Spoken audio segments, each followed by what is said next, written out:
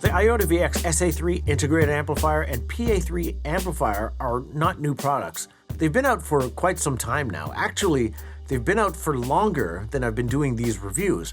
I was always keenly aware of them. They always received rave reviews, and I wanted to see what all the fuss was about. And when IotaVX actually reached out, it was about two newer products, the PA40 and SA40. But I asked if I can get these first because, well, the heart wanted. So this is my extremely late review of these products.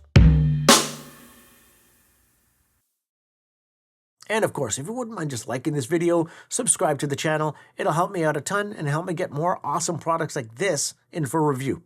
Cheers. Here's a brief rundown of what these are. Starting off with the SA3 integrated amplifier. It's 45 watts, 8 ohms, 2-channel driven, double that for 90 watts into 4 ohms.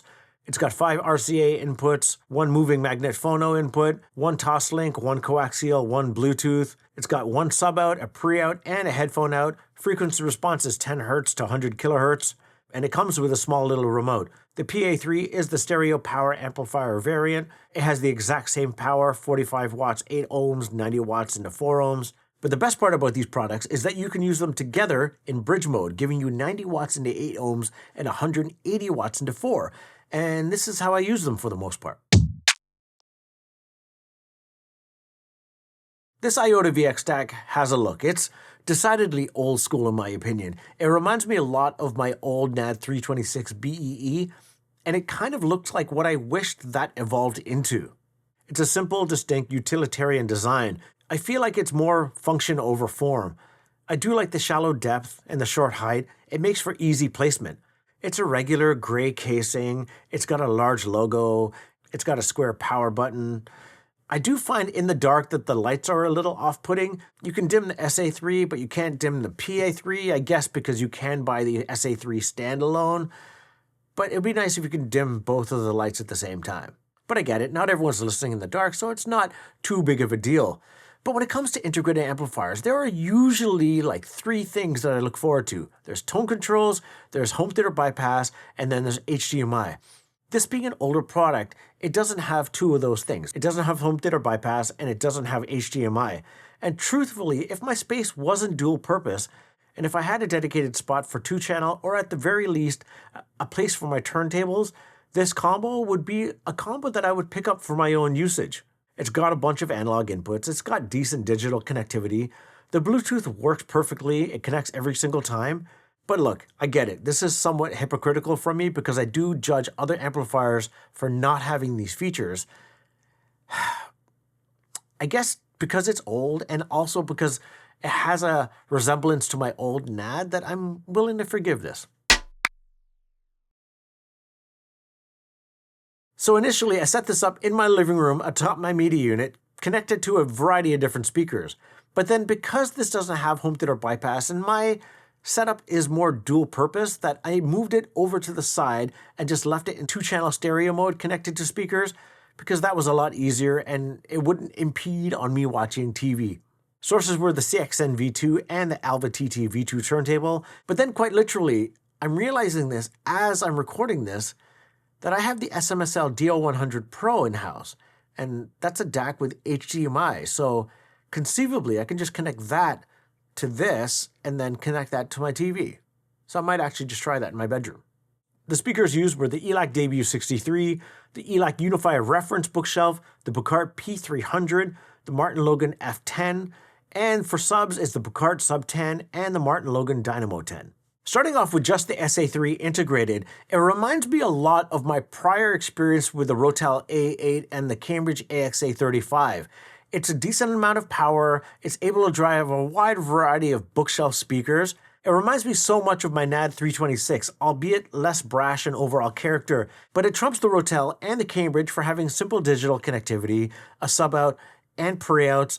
It's just more flexible, it's a better value proposition than those other two. But I did find that I just enjoyed the sound more in bridge mode, so that's the configuration that I left it in for the duration of this review.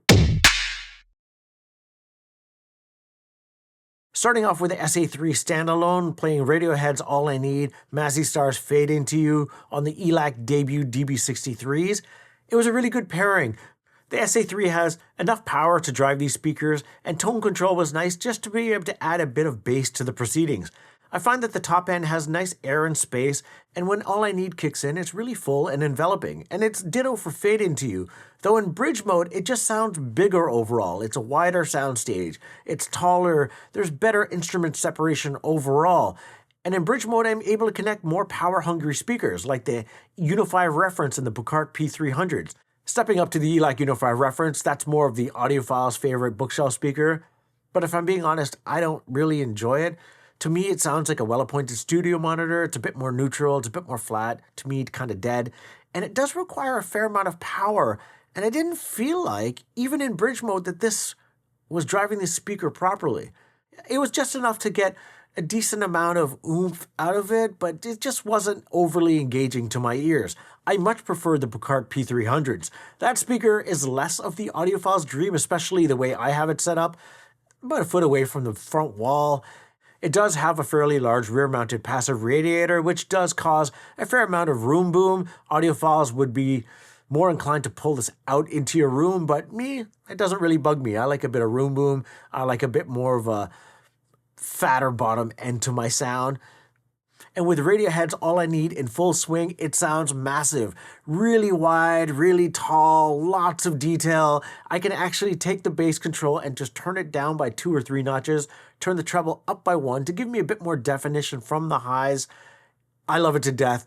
Ditto for Fade Into You. Her voice sounds amazing. The acoustic guitar has a ton of body. I have nothing bad to say. It's awesome. This by far is my favorite bookshelf speaker pairing, but if you're on a budget, the ELAC Debut 63s are really good as well. And then playing the VIP remix of Destro from Gremlins and Jesta, it's an Amen drum and bass track, which means there's tons of information in the highs. And on the ELAC Unify reference, there's lots of definition up top, which is really nice, but on the bottom end, there's just really not much going on. And when I switch to the Debut 63s, it just sounds bigger and fuller down low, and I just enjoy that sound more. It does fall apart or just get a little less refined up top, but when I switch to the Buchardt, it's got all the bottom end, it's got really nice definition up top, maybe not as detailed as the Unify reference, but it is, to me, just as enjoyable. Stepping right up to the Martin Logan F10s, paired with the Dynamo 10, is just spectacular. And running back Radiohead, running back Fade Into You, it's an all-enveloping experience, tons of high detail, a really nice mid-range, especially with Fade Into You. Her voice just sounds amazing on that speaker, a little more separation and a little more detail, a little more character to the sound. And then when I do switch over to playing some drum and bass, whether it's Destro, whether it's Oyster from Heron Flow, having 2 bass drivers is really nice, but also that Dynamo 10 just fills in that lower region. It sounds incredible. I was taken aback on how much of a great pairing it is with these speakers. And usually the highs on these speakers could potentially get a bit grating to my ears.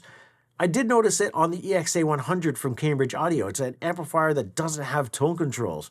It's just a little bit too crisp, a little bit too grating for my ears, but I am a bit more sensitive to highs. If you like that detail, the EXA100 might be perfect for you. I do also notice that it has a greater grip on the bass. It doesn't give me more bass, it just gives me better control. It's a bit more tight, it stops and starts faster, seemingly.